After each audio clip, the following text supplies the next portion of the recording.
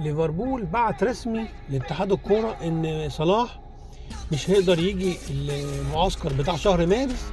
علشان هو مصاب وعشان الاصابه بتاعته ما تتفاقمش.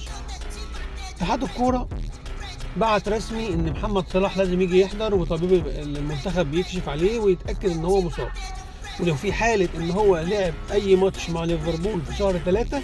يبقى لازم ينضم للمنتخب. هي باينه كده واضحه قوي ان في خلافات جامده جدا ما بين صلاح وحسام حسن، وصلاح ما عجبوش الكلام والهجوم اللي هاجموا بيه حسام حسن اثناء افريقيا، وقال ان هو لو الحركه دي حصلت معايا في المنتخب ما كنتش اخليه يرجع المعسكر تاني، وصلاح بيتدلع والكلام اللي هو ده صلاح مش ناسيها له.